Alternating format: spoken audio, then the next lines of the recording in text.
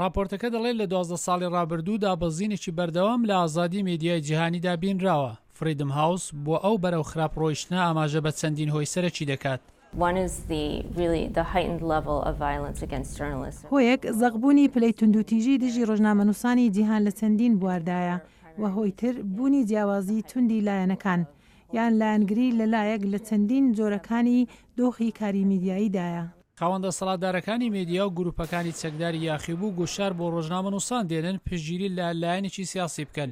دەسەڵاتدارانی دیکتاتۆر و توندڕەوان ڕۆژنامەنووسانی سربەخۆ سەرکوت دەکەن. هەرە بابەتەکانی جێگای مەترسی، تاوانە پلان بۆ دانراوەکان، گەندەڵی مەسەلەی خاک، ئاین یان سەروەری و یەکپارچەیی جێگای دەمەتەقە لەسرە. راپۆرتکردن لە هەریمەکانی خاوەن شەڕ بۆتە هەرە جێگای مەترسیدار کە وەدەسێنانی زانیاری لەو شوێنانە سەختە.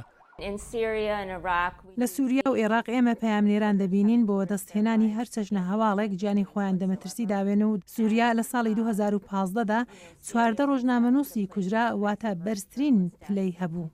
ژیانی ڕۆژنامەوانان لە وڵاتانی پڕ لە تاوانیش وەک مێکزیک و هێندێک وڵاتانی ئەمریکای لاتین لە مەترسیدان کە دەسەڵاتدارانی خۆجێیی لەلایەن کۆمپانیەکانی خاوەن هێزی بەنگ و مخدراتەوە بەرتیلیان پێدەدرێت.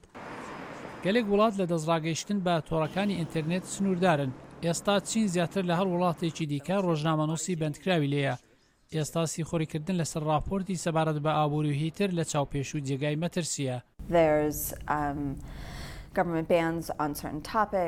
قەدەغەی حکوومەت لەسەر بابەتی جۆرا و جۆر هەیە کە ڕۆژنامەنووسان دەیانوێت راپۆرتی لەسەر ئامادە بکەن یان دەیانوێت لێکۆڵینەوەیەکی ڕۆژنامەوانی لەسەر هەندێک بابەت وەک گەندەڵی کەسانی دەسەڵاتدار ئەنجام بدەن کە حکوومەت پەسەندی ناکات.